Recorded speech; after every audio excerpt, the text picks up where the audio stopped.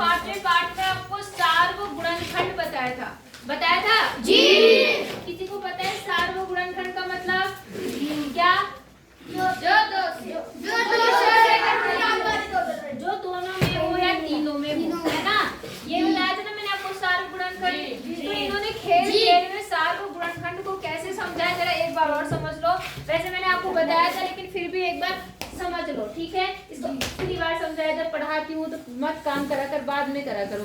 सुनते नहीं तुम सारे के सारे, समझ गए? अब जैसे इन्होंने क्या बोला था, देखो ध्यान से। अब जैसे हमने खजाना वाला बात देखा था, खजाना जी। तो पहला जो उदाहरण लिया था उन्होंने, उसमें खजाना कौन से नंबर पे छुपाया था? 24। याद है आपको? जी। आज जो उन्होंने एक संख्या ली, मैंने उसे कल बता दिया था आपको, फिर भी बता देती हूँ। इन्होंने क्या करा, इन्होंने जो दो बच्चे हैं या एक ही बच्चा मान लो या जो भी है छोड़ो, उसमें उन्होंने क्या कर रखा, जो खजाना है वो 2 नंबरों पे छुपा रखा। एक छुपा रखा 14 पे और दूसरा कहाँ छुपा रखा? 24 पे नहीं, 36 पे। कहाँ पर? 36। एक खजाना कहाँ पर है? 24 पर, नहीं सॉरी 14 पर। ये 0 हो गया। 1 2 3 4 5 6 7 8 9 10 11 12 13 14 16 17 18 19 20 21 22 23 आई बात समझ में? अब 2 जगह पर खजाना है। कहाँ खजाना है? 2 जगह।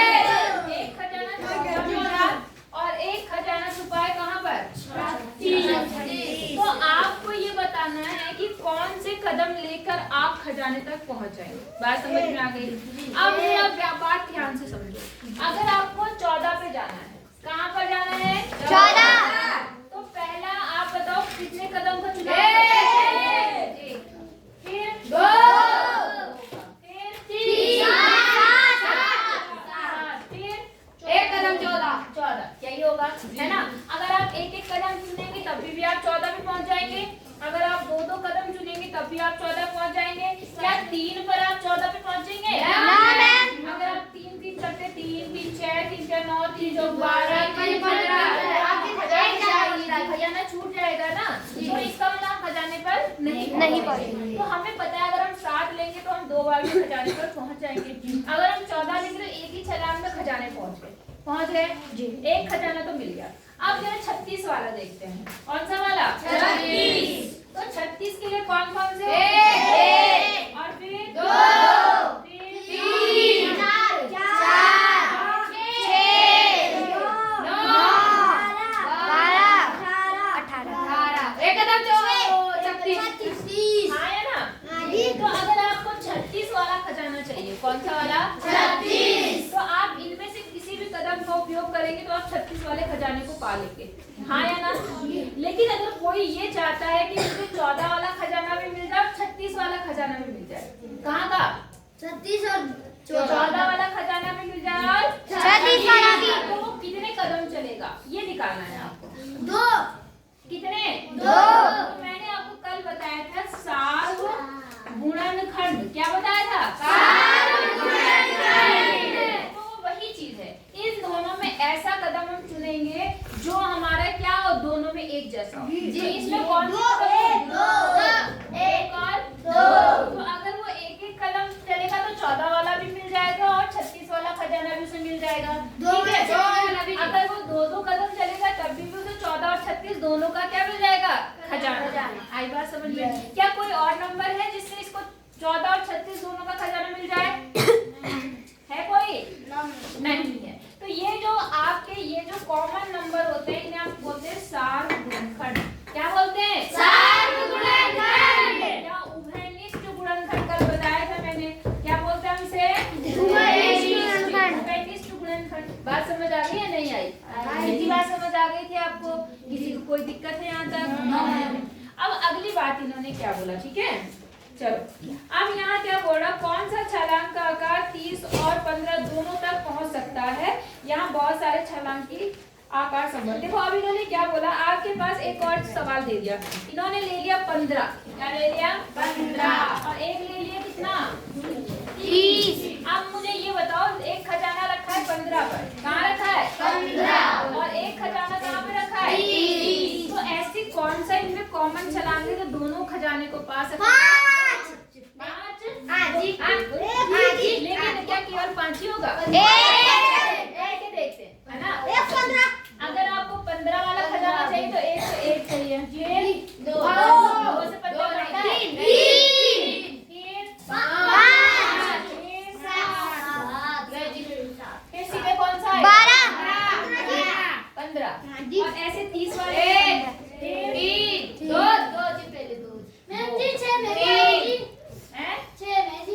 6 आएगा इसमें, कहाँ आएगा इसमें?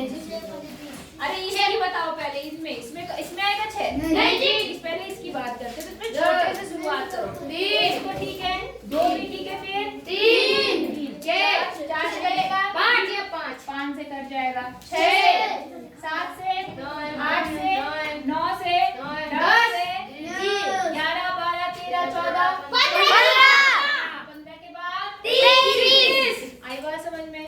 तो अगर केवल 15 का खजाना चाहिए तो ये वाले कदम से काम चल जाएगा, अगर 30 वाला खजाना चाहिए तो ये वाले कदम से काम चलेगा, लेकिन अगर किसी को दोनों खजाना चाहिए, सार्व खजाना, बात समझ में आ गई? सार्व गुणनखंड, तो क्या होगा बेटा बताओ?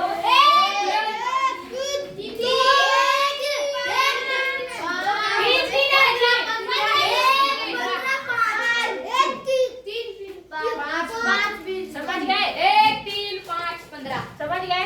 मतलब अगर आप एक कदम का चुनाव करोगे तब भी आपको दोनों खजाने मिल सकते हैं, अगर आप 3 कदम का चुनाव करोगे तो भी दोनों खजाने मिलेंगे, अगर 5 कदम का करोगे तब भी, और 15 कदम का करोगे तब भी। आई बात समझ में? तो इनको हम क्या बोलते हैं, दोनों में कॉमन होते हैं कौन से गुणनखंड? सार्व या उभयनिष्ठ, दोनों। बात समझ आई? नहीं आई? अब मत करो, इतनी बात समझ आ गई? बहुत ज्यादा चिल्ला के नहीं जवाब देना है, जवाब देना है। पिटाई हो जाएगी ना, नाटक दिखाई सबने तो इतनी बात समझ आई नहीं आई? अच्छा अगला सवाल देखो क्या कह रहा है, यहाँ पर एक बॉक्स दिख रहा है, आपको दिख रहा है? यहाँ देखो कुछ ग्रीन कलर में लिखे हैं और कुछ ऐसे सर्कल, मतलब ऐसे गोला करा हुआ है इसके ऊपर, दिख रहा है सबको? नहीं दिख रहा है? पक्का? दोनों खड़े हो जाओ, दोनों जल्दी खड़े हो। यहाँ पर मैं पढ़ा रही हूँ, यहाँ आई कार्ड देखते, रोज का नियम है, रोज का गधे कहीं के पढ़ने आए थे यहाँ पे, ये फालतू काम। मैं अपना पीरियड मेरा वहाँ पर उसमें चला गया ड्यूटी में, और यहाँ पर मैं तो पढ़ाने आ रही थी तो तुम फालतू के काम कर रहे हो, बदतमीज कहीं के। पढ़ने की इच्छा ही है तुम्हारे अंदर? बैठो नीचे, आँख मत मतलब पीटूंगे भी। हाथ का क्या करेगी? सुनना नहीं है ना क्या बता रही हूँ? सीधे एकदम स्ट्रेट होके बैठो, स्ट्रेट होके बैठो। अगर कोई मुझे झुका टेढ़ा मेढ़ा दिखा तो पीटूंगी। प्रियांशु, अब फिर समझ आया नहीं आया?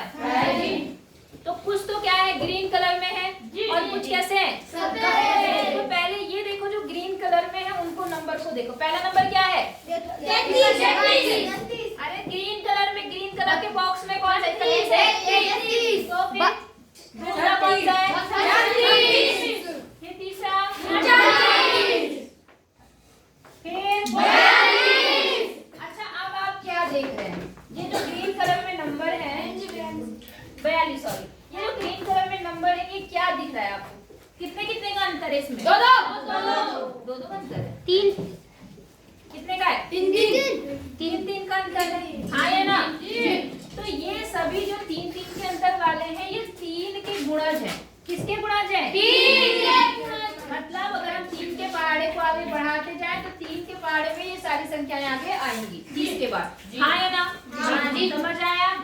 अब जो गोल हो रखे, राउंड हो रखे, उनको देखो कौन से नंबर है वो? 32 36 40 48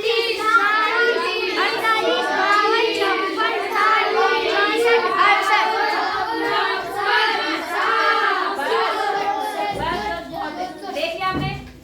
अब इसमें कितने का? 4। इसका मतलब कितने का गुणज? 4। आपको पता है अगर आप 4 से इसको भाग देंगे, इसको भाग देंगे, सारी संख्याएं किससे कटेंगी? 4। ये सारी संख्याएं किससे कटेंगी? 4। ये सारी किससे कटेंगी? 4। ये किसके गुणज हैं? 4 के गुणज हैं। क्या है? 4 के गुणज। नहीं आई बात? सबको आ गई। तो जो रंगीन है वो 3 के गुणज है और जो गोले में है वो किसके हैं? 4 के गुणज। बात समझ आई नहीं आई? जी। अच्छा अब क्या बोलता है यहाँ पर? इस तालिका से आपने क्या समझा? आपको प्रश्नों के उत्तर देने हैं, ठीक है? क्या छायांकित बॉक्स संख्याओं के मध्य कुछ समानता दिखाता है? छायांकित बॉक्स का मतलब क्या होता है? जो हरे रंग में है। किसमें है? हरे रंग में। कह भी रही हूँ कि क्लास में जब मैं पढ़ाती हूँ ध्यान इधर दो तो वहाँ कभी कुछ समझ आया? तो आपसे ये पूछ रहा है कि जो छायांकित बॉक्स है, छायांकित मतलब कौन से वाले की बात कर रहा है? उसमें कोई संबंध है संबंध? क्या संबंध है? आप क्या लिखेंगे? ये सभी 3 के गुणज है। क्या लिखेंगे? ये सभी 3 के गुणज है। समझ आया क्यों है 3 के गुणज? हाँ, क्योंकि ये सारी संख्याएं किससे करती हैं? 3। लिख लेंगे? नहीं लिख पाएंगे? अच्छा अगला देखो। अगला बोला क्या वृत्त में अंकित संख्याओं के बीच कुछ समानता है? मतलब जो गोल गोल राउंड हो रखे, इनमें क्या समानता है बताओ? ये 4 से कट लीजिए। ये 4 से कटते हैं, मतलब क्या है इसका? 4 मतलब ये सभी 4 के गुणज हैं। क्या लिखेंगे? ये सभी 4 के गुणज हैं। ठीक है। अच्छा अब अगर अगला सवाल क्या बोला? ऐसी कौन सी संख्याएं हैं जो छायांकित बॉक्स और वृत्त दोनों में है? इन संख्याओं को क्या कहते हैं? आप देखो ऐसी कौन सी संख्या है जिसमें गोला भी हो रखा, मतलब वृत्त भी बन रखा और वो साथ साथ हरे डब्बे में है? बताओ कौन सी संख्या है वो? 36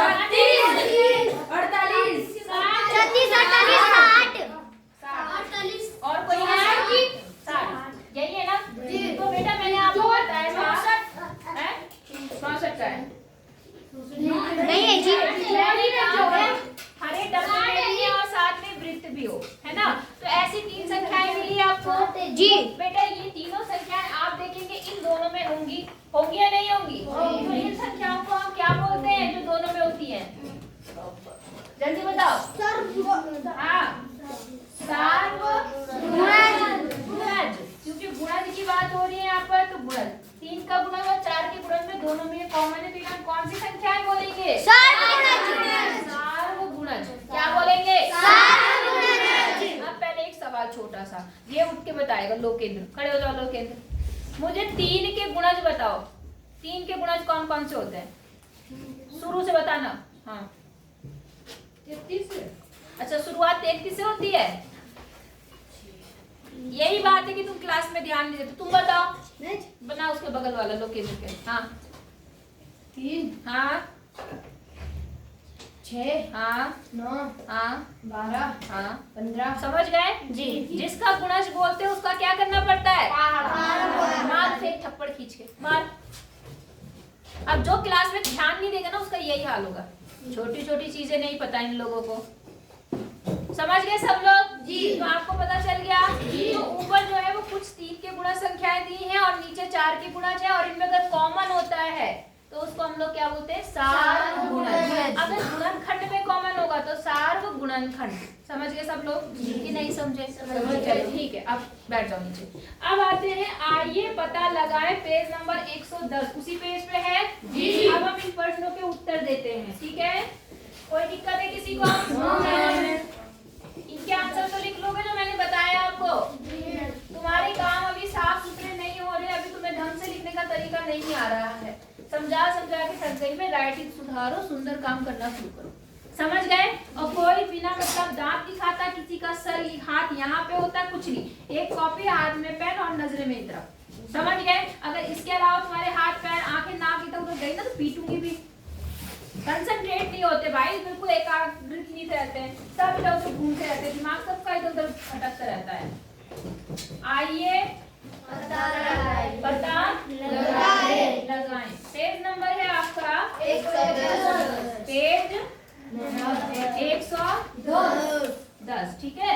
तो 110 नंबर का आइए पता लगाएं, हम स्टार्ट कर रहे हैं, ठीक है। अब देखो जरा ध्यान से सुनो, 310 और 410 के बीच आने वाले 40 के सभी गुणज ज्ञात करने हैं। किसके गुणज निकालने हैं? 310 के बीच आने वाली संख्या है 310 तथा दूसरा क्या है? 410। इनके बीच कितने के गुणज लिखने हैं? 40 के सभी गुणज। अब गुणज के लिए क्या करते हैं? कितने का पारा पढ़ना है? 3 का क्यों पढ़ेंगे? 40 के गुणज बोला। किसके? 40 का जो गुणज है वो 4 का गुणज ही हुआ, मतलब उसमें 0 0 लगाना। 4 का पढ़ा आता है आपको? पहले हम रफ लिखते हैं। 4 × 4 4 × 4 4 × 12 4 × 16 4 × 20 4 × 24 4 × 28 4 × 32 4 × 36 4 ×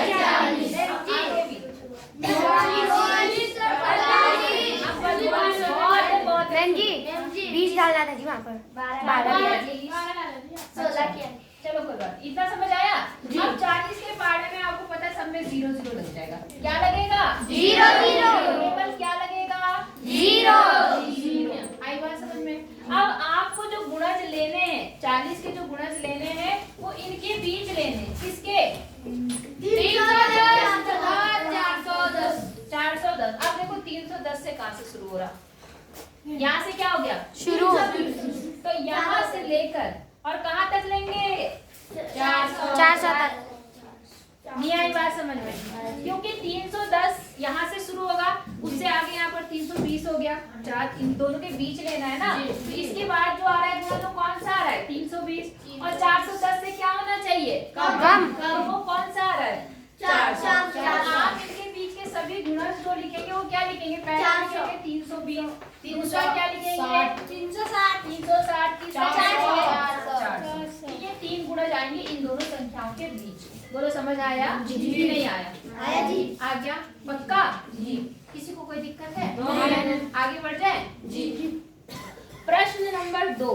प्रश्न नंबर 2। मैं कौन हूँ? प्रश्न नंबर 2 में क्या है? मैं कौन हूँ? मैं 40 से कम एक संख्या हूँ। किससे कम हूँ? 40 से कम संख्या हूँ। मेरा एक गुणनखंड क्या है? 7 है। क्या है? 7। ठीक है। मेरे अंकों का जोड़ कितना है?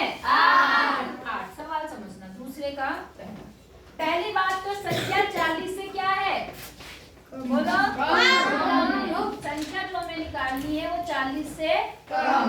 आई बात समझ में? दूसरी चीज उसने बोला कि उसका एक गुणनखंड क्या है? 7। मतलब वो 7 से कटता है। वो 7 से क्या होता है? कटता है। अब 7 से कटने वाली संख्याएं बताओ कौन कौन सी होती है? 7 7 14 21 28 35 36। अब देखो 42 तो हमें लेना नहीं है। कारण क्यों? क्योंकि तो हम यहाँ तक लेंगे, यहाँ तक लेंगे। अब इन्हीं संख्याओं में से वो एक संख्या होगी जिसे हमें चुनना है। ठीक है। पहली तो हो गई कि 40 से कम हूँ, मेरा एक गुणनखंड 7 है, ये सारी 7 की गुणनखंड वाली है, और मेरे अंकों का योग कितना है? 8। बोलो किसके अंकों का योग 8 बन रहा है? 28 के? 28 को जोड़ने पर कितना बन रहा है? 36। अरे गधो, अंक जोड़ने, अंक 2 और 8 कितने बने? 10। 1 और 3 कितना बना? 33। हाँ, कौन सा? 33। इसका मतलब वो संख्या कितनी होगी? 35। नहीं आई बात? आ गई?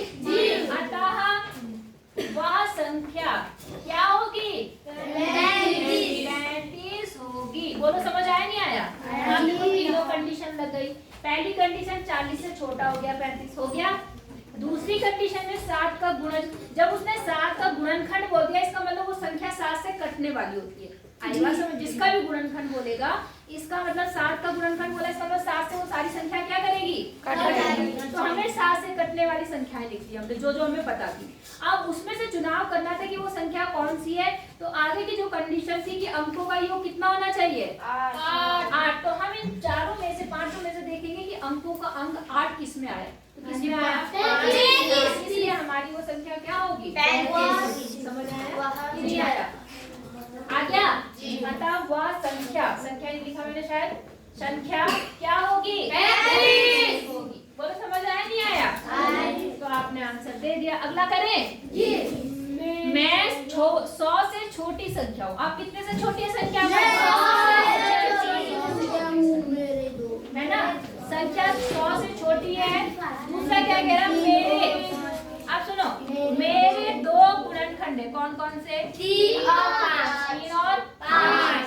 मेरा एक अंक दूसरे से कितना अधिक है, एक अधिक है।